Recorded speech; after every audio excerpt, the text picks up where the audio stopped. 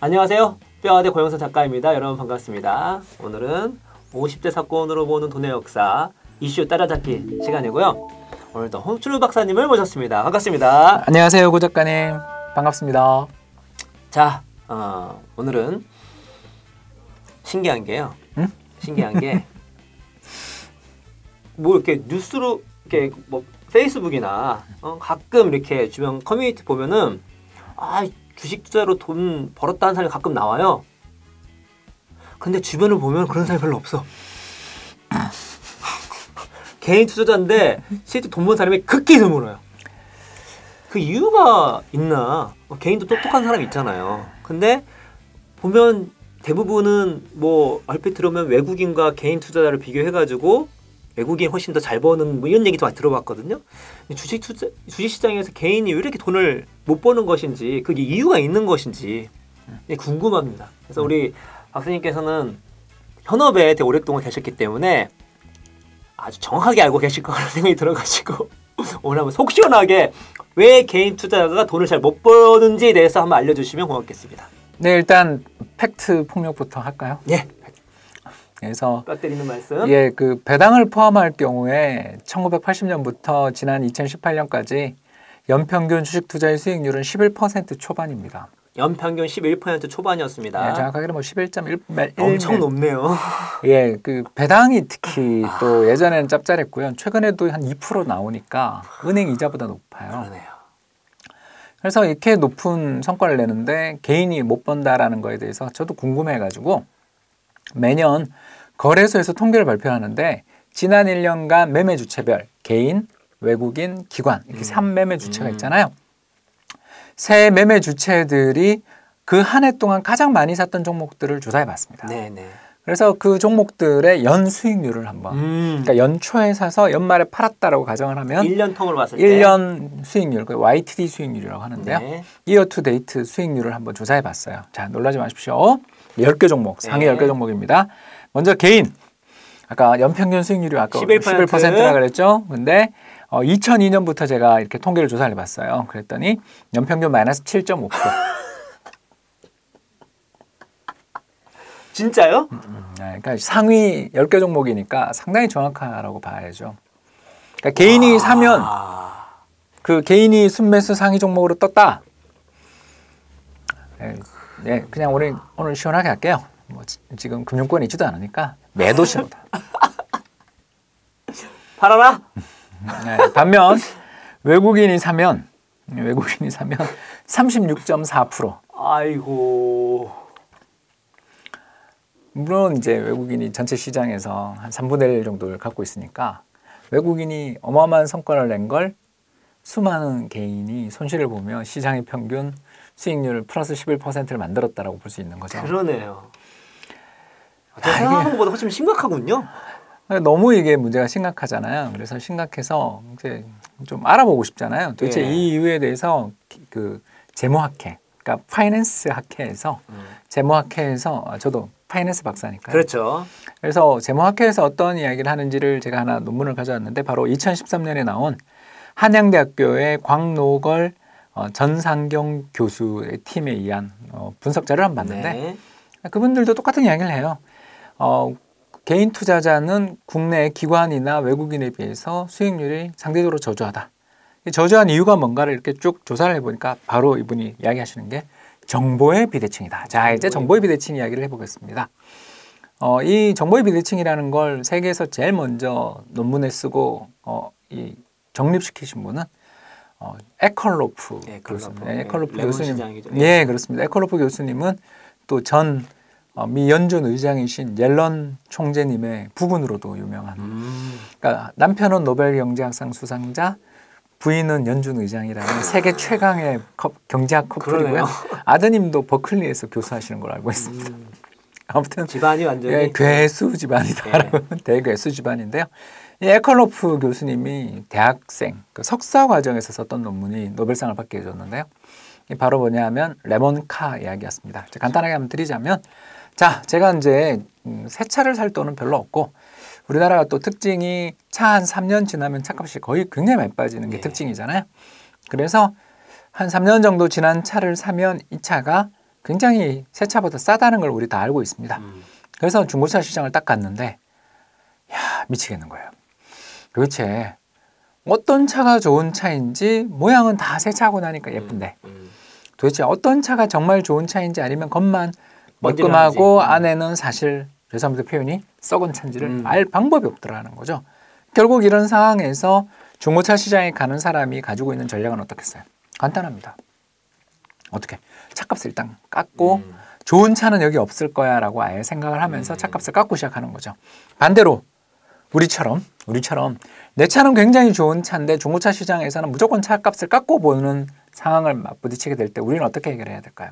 자, 내 차는 좋은 차인데 무사고에 소리 한 번 난 적 없고 아무 말썽도 부린 적 없었던 정말 좋은 차를 타고 다녔는데 중고차 시장을 가니까 차 3년 지났다고 엄청나게 평가절하돼 있어요. 자, 그러면 안 팔아. 또 하나 더? 아니면 뭐 비싸게? 아니지. 아니야? 뭐야? 주변 사람한테 파는 아, 거죠. 주변 사람한테. 왜? 앞으로 계속 볼 사람이잖아요. 우리는 난생 처음 보는 사람한테는 사기 참 죄송합니다. 좀 칠 수 있습니다. 그러네. 그죠? 낯선 곳에서는 좀 바가지를 씌우고 당하잖아요. 그러나 나랑 고작가랑 앞으로 계속 볼 사이잖아요. 그러네요. 그런 사이에서는 지인들끼리 파는 거죠. 이해되시죠? 예. 바로 이런 것처럼 어떤 중고차 시장이라든가 자동차 시장에서 프로들이 있습니다. 프로들은 차 한 번만 그냥 시동 걸고 돌아봐도 또는 이 차의 몇 년 이력을 보면 이때 어떤 고장이 잦았다라는 걸 다 알고 있어요. 그러니까 이런 사람들은 굉장히 정보의 비대칭. 다시 말해서 우리처럼 일반인들은 차를 몰았던 사람은 내 차가 어떤 차인지를 잘 알지만 외부인들은 잘 모르는 가운데 차에 대해서 정말 잘 아는 전문적 지식을 가지고 있는 사람들은 이 차를 이용해서 많은 수익을 거두겠죠. 네. 좋은 차를 싸게 사서 그리고 정말 자기 이 차의 가치 정말 나는 좀 비싸게 사더라도 좋은 차를 살려야 하는 사람한테 적절한 마진을 붙여서 팔 수 있기 때문에 큰 이익을 거둘 수 있습니다. 네. 자, 이 비유를 벌써 느끼셨을 겁니다.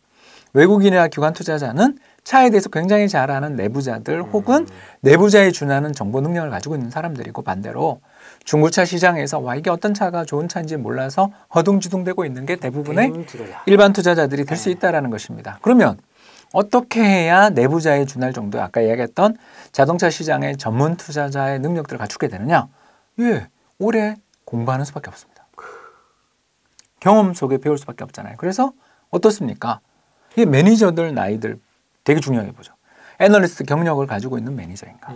또 이 사람이 투자를 할 때 있어서 매매 전략이 한번 사면 진득하게 오래 보유하고 자기가 공부 충분히 많이 해서 좋은 기업을 싸게 가격이 거래될 때 사서 매입해서 자기가 제대로 된 가격이 됐다 싶을 때 파는 그런 매매 회전율이 낮은 투자자인가 아닌가 이런 것들을 제가 모 기관에 있었을 때 굉장히 중요하게 펀드 매니저 스크린의 방식으로 채택했었던 기억이 있습니다.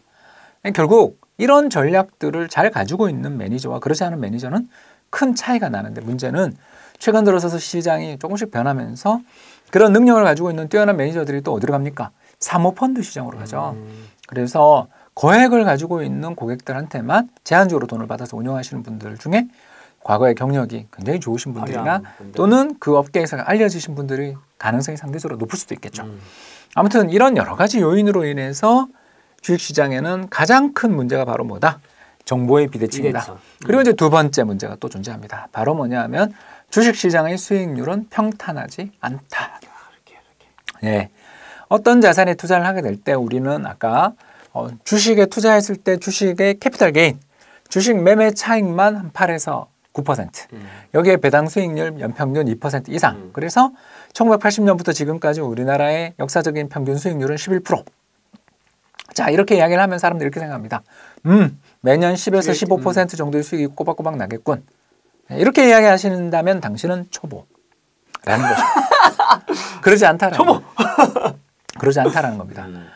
전체 주식시장의 수익률 분포를 조사를 해보면 0에서 20% 정도의 수익을 기록할 확률은 5분의 1에 불과하다. 다시 말씀을 드려서 연평균 수익률이 주식만 8%, 배당까지 포함해서 10% 이상의 수익률을 기록했던 거는 연평균 꼬박꼬박 10% 수익을 내서가 아니라 지난 40년 중에 단 4차례 있었던 100%, 80%, 80%, 70% 성과를 냈던 해에 그때 주식을 가지고 있었느냐가 수익률을 좌우하고 주식시장에 투자를 했을 때 마이너스 성과를 기록할 확률은 저희들 이렇게 조사를 한번 해보면 40% 이상에 이른다라는 거예요. 다시 말해서 2017년에 한 30% 오르고 2018년에 20% 빠졌잖아요. 네. 굉장히 일반적인 일이다. 주식시장은 트윈탑이다. 극단적인 플러스와 극단적인 마이너스 성과 사이에 안정적 성과는 오히려 드물다. 이걸 저희는 이제 그 분포에 있어서 쌍봉 분포라고 합니다. 이런 분포의 특성들을 이해하지 못하시는 분들이 주식시장에서 또 고생을 할 수밖에 없는 것입니다. 평균의 함정이 있는 거네요. 예, 그렇습니다. 바로 이와 같은 주식시장이 왜 이러면 양쪽의 극단적 수익률, 플러스의 수익률과 아주 높은 플러스의 수익률과 아주 낮은 마이너스의 수익률이 교차하는가? 예, 바로 금융시장이 개방된 데다가 우리나라 경제가 어떻습니까? 수출 비중이 그렇죠. 대단히 높아서 외부 충격에 우리 경제가 많이 흔들리는 특성을 지니고 있기 때문이다라는 걸 금방 느끼셨을 것입니다. 대외 의존도가 높다. 결국 정보의 비대칭의 두 번째, 어떤 기업에 대한 내부 정보 또는 내부자에 준할 정도로 많은 연구를 통해서 공부를 했는가라는 문제가 첫 번째였다면, 두 번째, 우리나라 경제가 어떤 경제 구조를 가지고 있고 우리나라 수출이 어떨 때 좋아지고 나빠지는지에 대한 경제 지식도 상당히 주식 수익률에 영향을 미칠 수 있다는 것이 되겠습니다. 마지막 세 번째, 심리적 편향 문제가 되겠습니다. 우리 빨리 부자 되고 싶습니다. 그러다 보니까 조급해지죠. 특히 자신이 어떤 사람들에게서 데이터 이야기를 들었을 때 이거 귀한 정보야. 내가 저 고박사한테 고작가한테만 이야기해줄게. 이러면서 정보를 이야기해주면 이 정보가 맞는지 틀린지 검증해보기보다 일단 부자 될 욕심에 그렇죠. 그 주식 사고 봤는데 알고 봤더니 그게 끝물이었던 경우들 얼마나 많습니까? 뭐 되게 이모 다 아는 내용이니까 무한도전에서 그 노홍철이 정준하 막 그 깔 때 하는 얘기가 그거잖아요. 형이 알려준 주식 내가 샀는데 망했잖아. 이게 나온 거거든요. 그런 것이 의외로 자주 일어난다. 예, 그러다 보니 이제 이 조급한 마음 또는 정보를 자기가 많이 가지고 있다라는 게 다른 사람에 비해서 우위에 설 수 있다라는 그런 착각, 이런 생각들을 가지시는 분들의 이제 세 번째 문제, 아까 심리적 편향 문제가 어디서 나타나느냐면 과도한 매매로 연결되는 경우가 많습니다. 즉 사고 파는 걸 자주 한다. 자주 한다라는 네. 것입니다. 그래서 특히 죄송합니다, 우리 뼈아대 독자님들, 시청자님들한테 제가 오늘 또 뼈를 또 때리겠는데요. 젊은 남성일수록 매매 빈도가 높다라는 그런 통계도 있다라는 거. 왜 그럴까요? 예, 호르몬의 테스토스테론. 예, 호르몬의 영향을 받기 때문이다라는 것입니다. 그래서 제가 잠깐 설명을 드리자면, 통제할 수 없는 걸 통제할 수 있다는 착각. 그죠, 통제 착각이라고 하죠. 통제 착각. 그래서 그 명지대학교의 변영훈 교수님의 연구에 따르면 남성의 수익률은 연평균 0.79, 아까 우리 개인 순매수했던 마이너스보다는 높죠. 그런데 매매 회전율이, 놀라지 마십시오, 월 평균 21.95%. 1년에 그러니까 6번 사고 파는, 평균적으로. 그래서 어떻게 됩니까? 매매 비용이 발생하겠죠. 수수료. 슬리피지도 있겠죠. 예, 그러니까 왜냐하면 사자에 대놓고 그렇지 않습니까? 그렇죠. 팔아야 되고 네.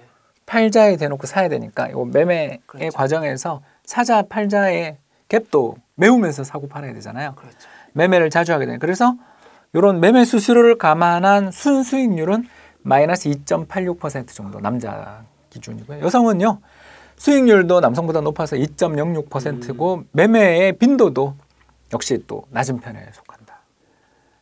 자, 우리 압니다.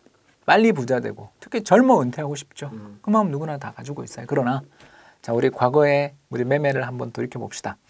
내가 그렇게 정말 행운의 별 아래 태어난 사람이었나? 내 인생이 그렇게 화려하고 빛나는 꽃길만 걸었는가? 그렇지 않을 때가 많잖아요. 그렇죠. 그렇다면 갑자기 내가 지금까지 별로 운 없던 내가 앞으로 운이 갑자기 터져서 대박 종목을 잡아서 빨리 은퇴할 수 있다라고 생각하신 자체가 벌써 통제 착각 아닙니까? 주식이라는 것은 아까 이야기했습니다.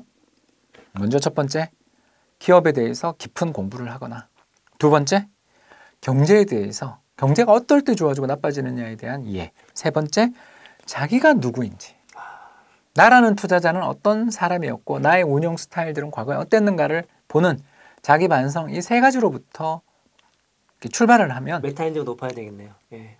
바로 이제 공부를 할 수 있는 유연한 지능, 유연한 태도라고 저는 생각하는데요.